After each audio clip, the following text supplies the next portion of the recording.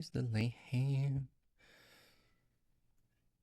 Welcome back, everybody. It is Saturday, May 23rd, 2026. We left off on Romans 11, verse 1. I ask, then, has God rejected his people? By no means. For I myself am an Israelite, a descendant of Abraham, a member of the tribe of Benjamin. God has not rejected his people, whom he foreknew. Do you not know that the scripture says of Elijah how he appeals to God against Israel? Lord, they have killed your prophets, they have demolished your altars, and I alone am left, and they seek my life. But what is God's reply to him? I have kept for myself 7,000 men who have not bowed the knee to Baal. So too, at the present time, there is a remnant chosen by grace. But if it is by grace, it is no longer on the basis of works. Otherwise, grace would no longer be grace. What then? Israel failed to obtain what it was seeking. The elect obtained it, but the rest were hardened. As it is written, God gave them a spirit of stupor, eyes that would not see and ears that would not hear, down to this very day. And David says, let their table become a snare and a trap, a stumbling block and a retribution for them. Let their eyes be darkened so that they cannot see, and bend their backs forever. So I ask, did they stumble in order that they might fall? By no means. Rather, through their trespass, salvation has come to the Gentiles, so as to make Israel jealous. Now, if their trespass means riches for the world, and if their failure means riches for the Gentiles, how much more will their full inclusion mean?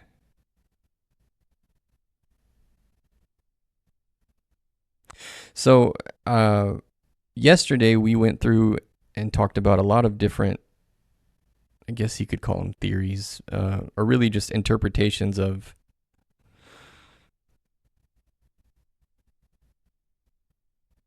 our stance in this life. Like, because it effectively says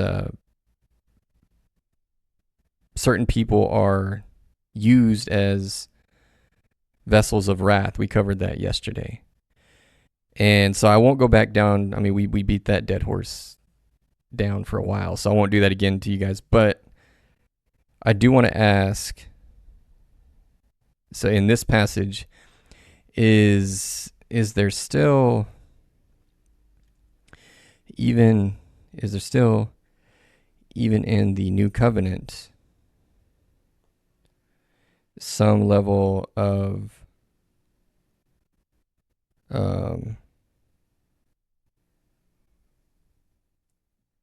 special treatment or preference or other of Jews? And I say that because he says, how much more will their full inclusion mean? So I'm curious what the goings on is there. The question of whether Jewish people retain a unique status, preference, or special treatment under the New Covenant is one of the most significant and thoroughly debated topics in Christian theology. To answer your question based on the passage you quoted, Romans 11, and the broader context of the New Testament, theologians generally look at this from two distinct angles: spiritual equality regarding salvation and God's ongoing covenantal faithfulness. Here is how the New Testament addresses this complexity. First, in terms of salvation, there's absolute equality, i.e., no partiality.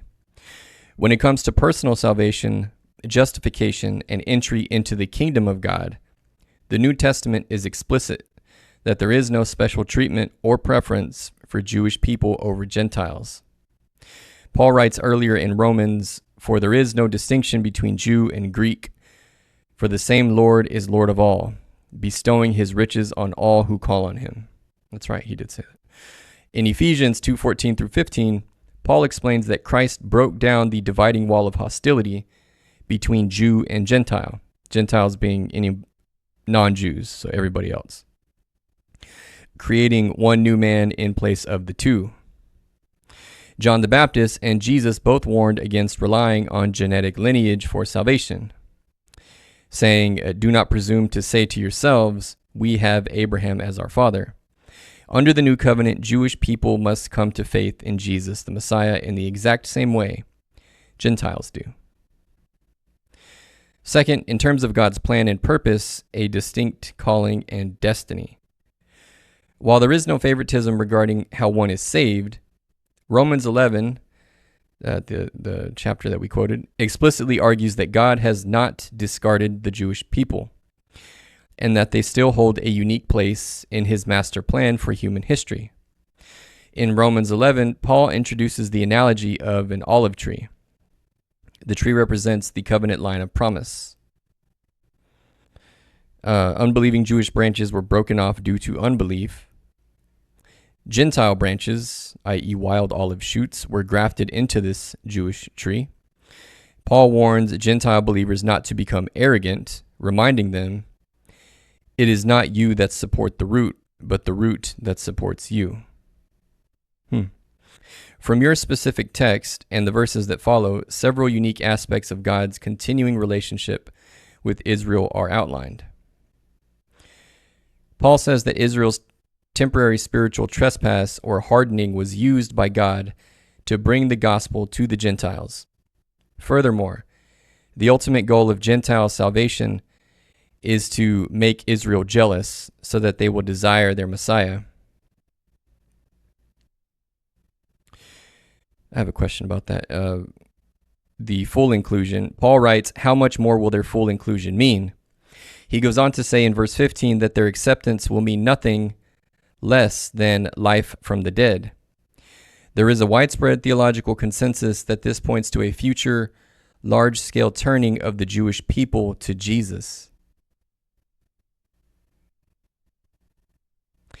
Yeah, and I think that refers to, because we read through Revelation in this on stream, and there's a particular point during the tribulation where it does say exactly that. I mean, it says that the two witnesses will be outside the city and that many are going to come to Christ in that time.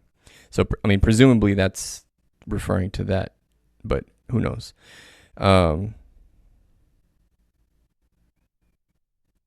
Where was I? Oh, later in the same chapter, Paul concludes, as regards the gospel, they are enemies for your sake, but as regards election, they are beloved for the sake of their forefathers, for the gifts and the calling of God are irrevocable. So the summary in the different theological perspectives are, first, the dispensational premillennial view. This view argues that Israel and the church are distinct. God still has specific earthly, land-based, and political promises to fulfill to the ethnic nation of Israel in the future. In this view, Israel retains a distinct national identity and prophetic priority. Second view, the covenantal postmillennial amillennial view. This view argues that the church is the true Israel, or the fulfillment of Israel. This was actually my question. If what modern day Israel, as in like, what's his name? I cannot think of his name. Prime Minister. Oh, Netanyahu. Yeah, that guy. That Israel. I'm wondering is that the same Israel, the descendants of the Israel that we read about in the Bible, or did that branch off somewhere? But that's what this is saying, I guess. So this view argues that the church, so any believers across the globe, this view argues that believers in Jesus Christ would comprise the true Israel, or the fulfillment of Israel, not the geopolitical Israel, the nation of Israel, composed of both Jews and Gentiles. However, many historic covenant theologians like John Calvin and the Puritans still read Romans 11 as a promise that God will mass convert ethnic Jewish people to the Christian faith before the end of time.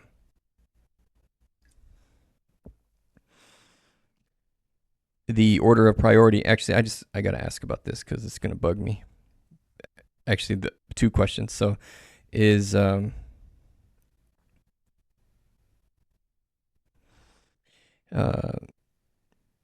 a scenario like this referenced in Revelation, i.e. the two witnesses?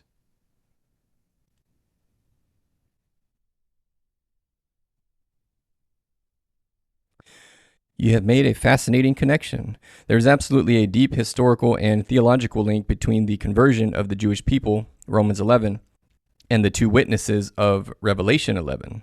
Interesting number. However, how they link up depends entirely on which theological lens you are looking through.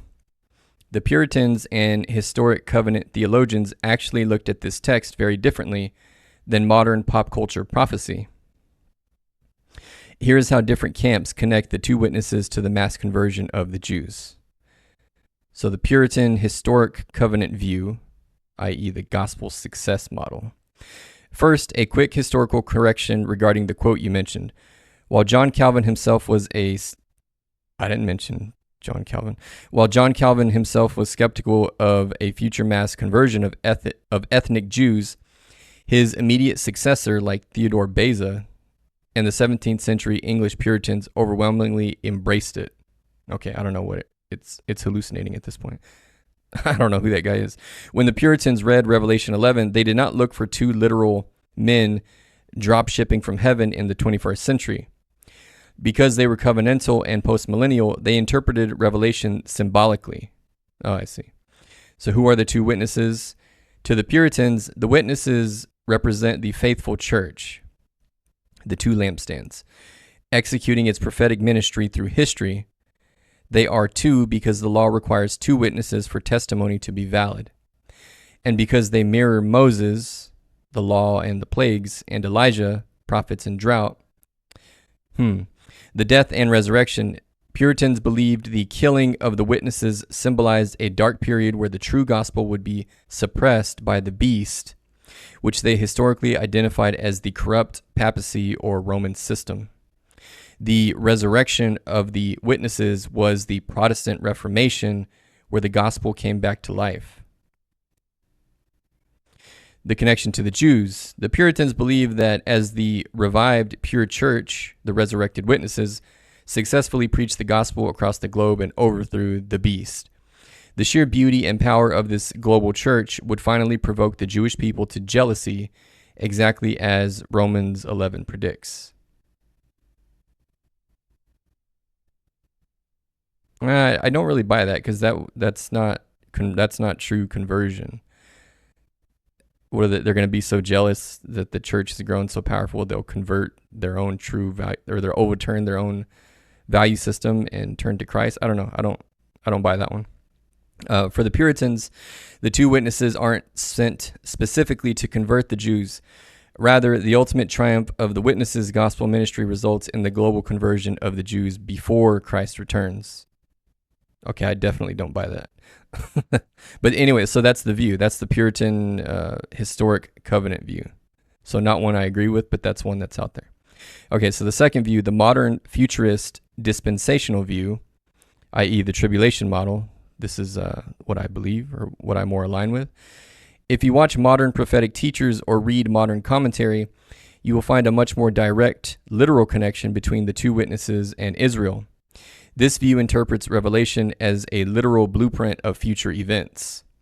So who are the two witnesses? Two literal prophets, likely a resurrected Moses and Elijah, or Enoch and Elijah, who appear in Jerusalem during a future 7-year tribulation. And in Revelation, we think it's those two because or specifically Enoch and Elijah, because they never died. In the Old Testament, they didn't die the physical death. They were just taken up to heaven. And so since every human being must die a physical death, a lot of people tend to think, and it makes sense, at least to me it does, that it would be them, because they would then, just like Revelation says, they will be the two witnesses that come down, they preach, and then they're eventually killed, but then they're resurrected. So they would come down, serve out their purpose, die their physical death that they never did initially, and then they'll be resurrected because they, of course, are saved. Okay. Where do they preach? They preach in Jerusalem, right next to a rebuilt third temple. The connection to the Jews. In this view, their primary target audience is the Jewish nation. They preach in sackcloth, calling Israel to repent of rejecting Jesus. Okay. So my other question then is the modern day nation of Israel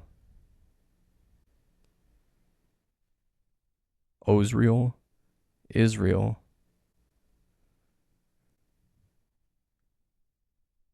one and the same with the Bibles, or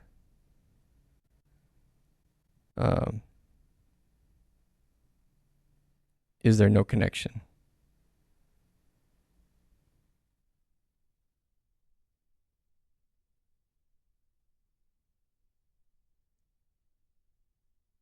This is one of the most explosive questions in modern theology and geopolitics. To give it to you straight, it is neither exactly the same nor is it completely disconnected. The relationship between the modern state of Israel, founded in 1948, which is great. That was not that long ago. What is that? My math, 26 plus, not even 100 years. How about that? Not quite 100 years. The relationship between the modern state of Israel and the Israel of the Bible is a complex mix of undeniable historic, ethnic continuity, and massive political/spiritual differences. To understand why people clash so fiercely over this, we have to look at we get a graphic this time. We have to look at the deep theological disagreements. So the concrete connections first, the continuity. You cannot say there is no connection because the modern state is explicitly built upon the bedrock of the ancient one in three major ways. First, the people. The Jewish people living in modern Israel are the direct genetic and cultural descendants of the ancient Israelites, specifically the kingdom of Judah, who were exiled by the Romans in 70 AD. Second concrete connection, the geography. The modern state exists in the exact same narrow strip of land between the Mediterranean Sea and the Jordan River. Cities like Jerusalem, Hebron, and Jaffa are the literal geographic stages of the biblical narrative. And third connection, the culture and language. Modern Israelis speak Hebrew, a language that was dead as a spoken everyday tongue for centuries and was intentionally revived. It is the same language, with modern updates, in which the Old Testament was written. So here's our graphic here. This is Israel UN map overlay to show 12 tribes of Israel. Oh, cool. Let's see here. Oh, that's neat. So Asher, Naphtali, Zebulun, Issachar, Manasseh, Gad, Reuben, Ephraim, Benjamin, Dan, Judah, and Simeon. Interesting. Can I save this?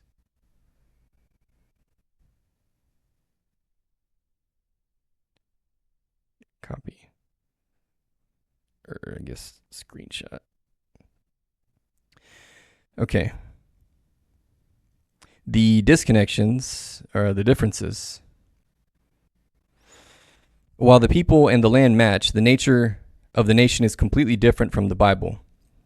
First, a secular democracy versus a theocracy. Biblical Israel was a theocracy ruled by God through prophets, priests, and Davidic kings. Its foundational law was the Torah, the first 5 books of the Old Testament. Modern Israel is a secular parliamentary democracy governed by a Knesset parliament and a Supreme Court based on civil law, not the law of Moses. Will it let me look this? Yeah, secular. Secular meaning non-religious. Okay, non-religious. A non-religious democracy. No temple or priesthood. Biblical Israel's entire existence revolved around the tabernacle or the temple, animal sacrifices, and the Levitical priesthood. Modern Israel has none of these. Its religious landscape is dominated by rabbinic Judaism. What does this mean? Relating to rabbis or to Jewish law or teachings.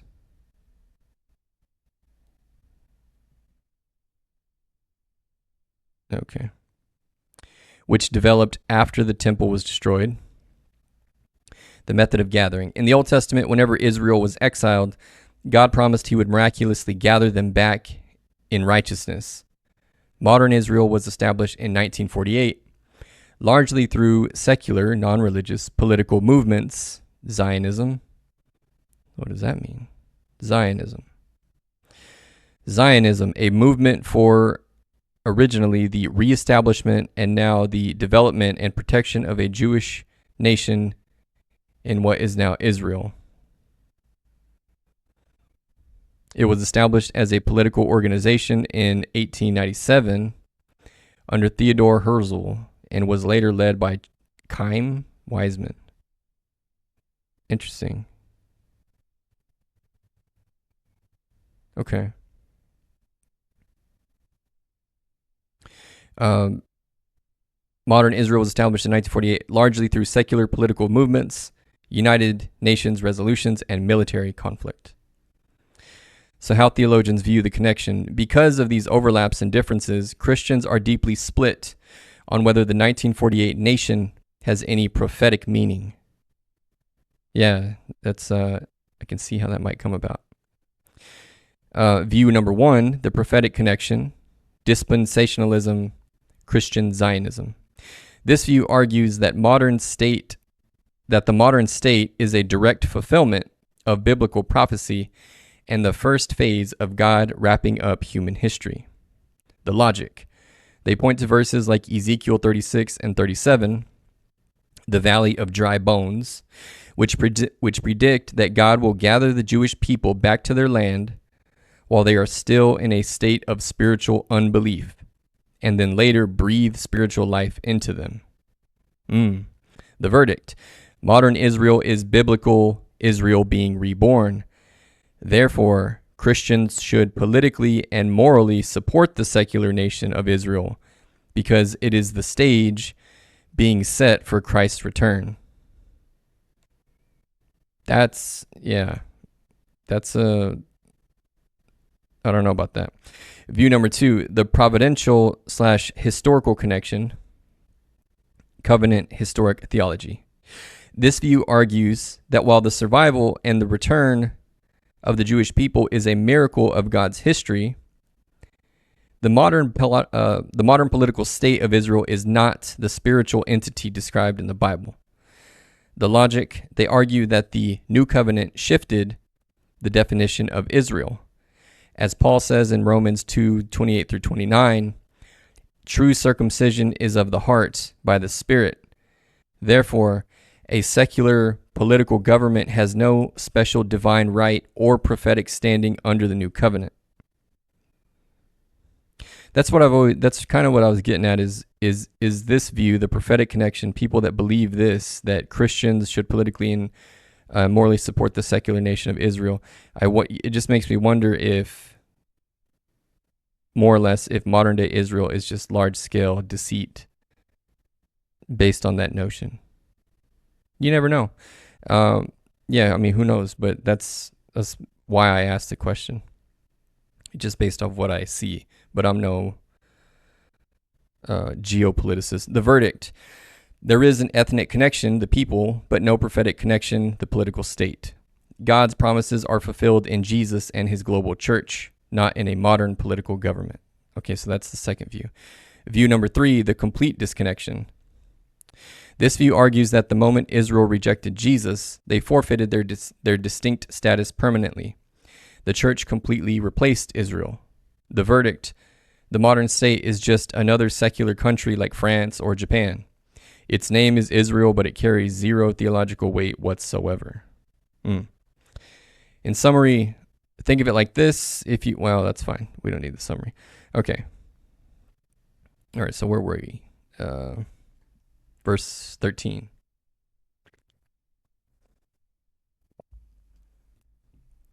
Now I am speaking to you Gentiles, inasmuch then as I am an apostle to the Gentiles, I magnify my ministry in order somehow to make my fellow Jews jealous and thus save some of them. For if their rejection means the reconciliation of the world, what will their acceptance mean but life from the dead? If the dough offered as first fruits is holy, so is the whole lump. And if the root is holy, so are the branches.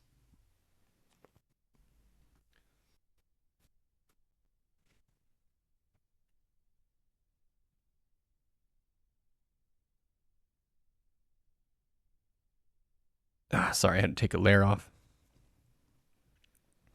But if some of the branches were broken off, and you, although a wild olive shoot, were grafted in among the others, and now share in the nourishing root of the olive tree, do not be arrogant toward the branches. If you are, remember, it is not you who support the root, but the root that supports you. Then you will say, branches were broken off so that I might be grafted in.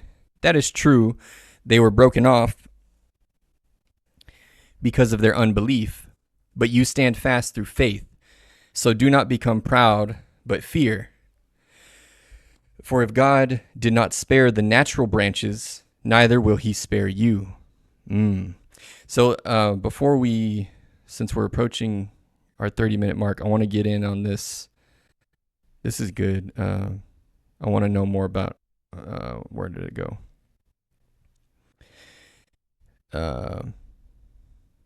Verse 18. Explain what is to be thought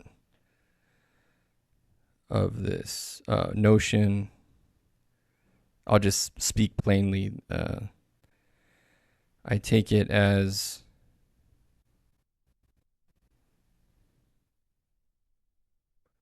owing some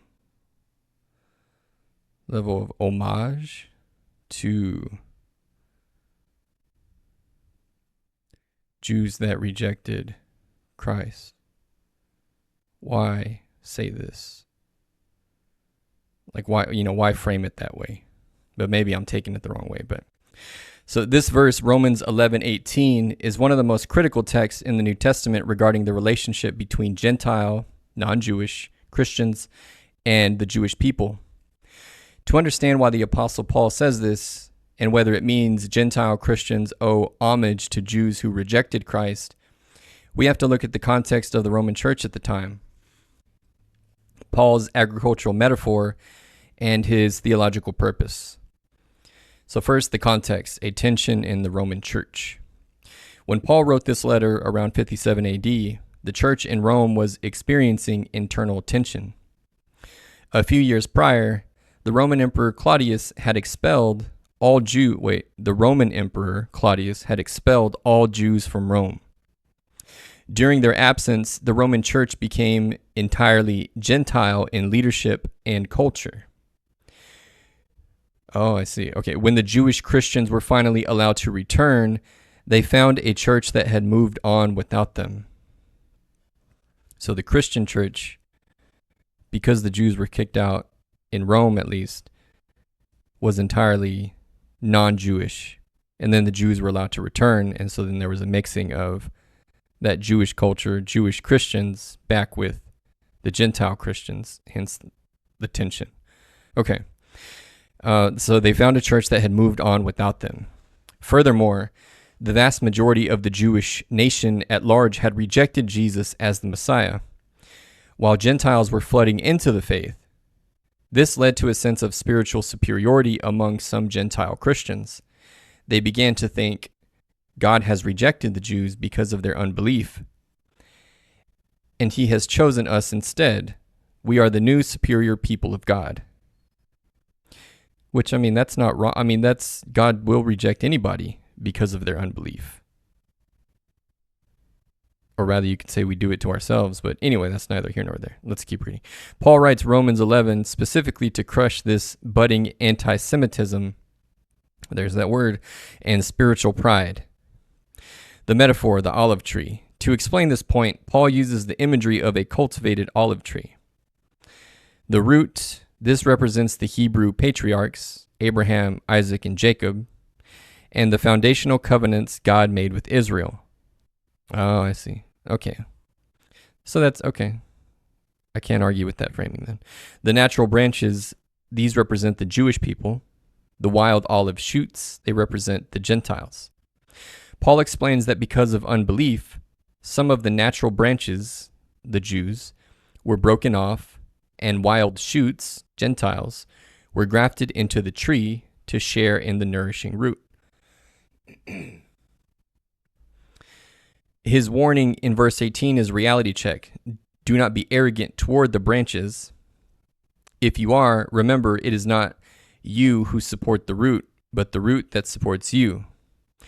Paul is telling the Gentiles, you did not create this faith. You did not write the scriptures. You do not sustain the covenant. You are guests in a house built by God through the Jewish people. If you cut yourself off from the root, you die. Okay. 3, does this mean owing homage to Jews who rejected Christ? Your interpretation touches on the core of what Paul is wrestling with. The word homage implies reverence, respect, and acknowledgement of a debt.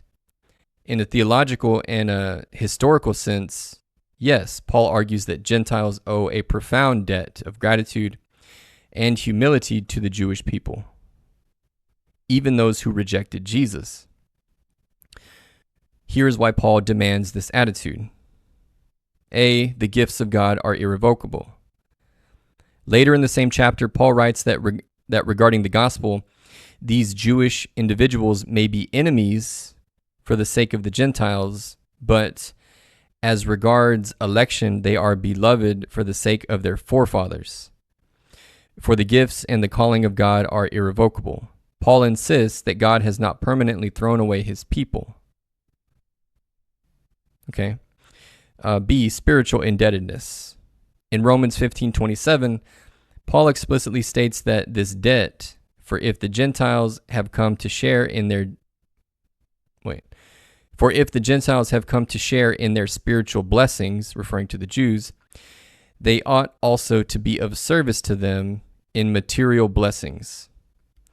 Gentiles owe their entire spiritual reality, the concept of the one true God, the Old Testament scriptures, the prophets, and the Messiah himself, who was born a Jew, to Israel.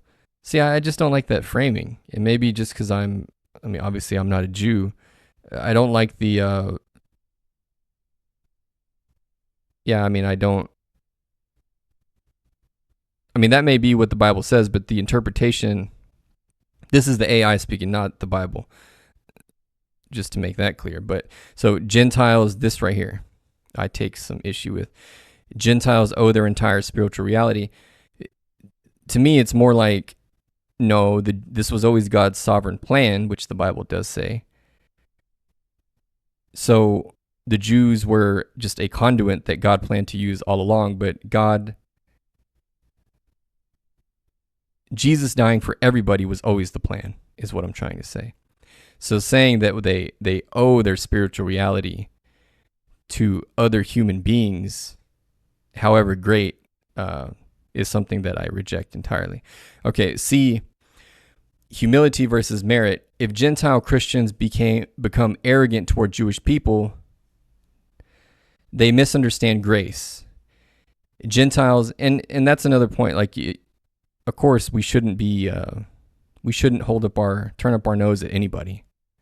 So, I mean, this part I also agree with. But yeah, the notion of owing the spiritual reality also. So it's two sides of the same coin, and I think neither is good. I don't think anything is owed, but I also don't think we should turn up our nose at anybody. Okay, Gentiles were not grafted in because they were better, wiser, or more righteous. They were grafted in purely by grace through faith. Yeah, just like Jews.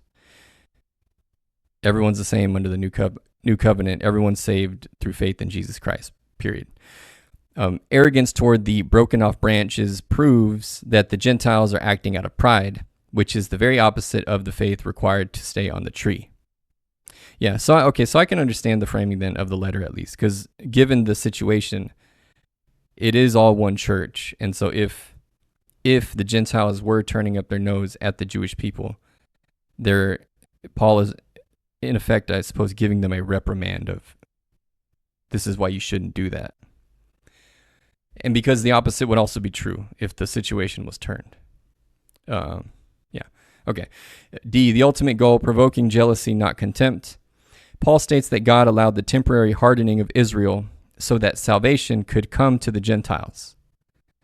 But the ultimate goal of Gentile salvation is to make Israel jealous, meaning when Jewish people see Gentiles experiencing the love, peace, and presence of the God of Abraham, they will want their Messiah back. If Gentiles treat Jewish people with arrogance, contempt, or persecution, as tragically happened throughout much of church history, they drive them away from the Messiah rather than drawing them to him. Okay.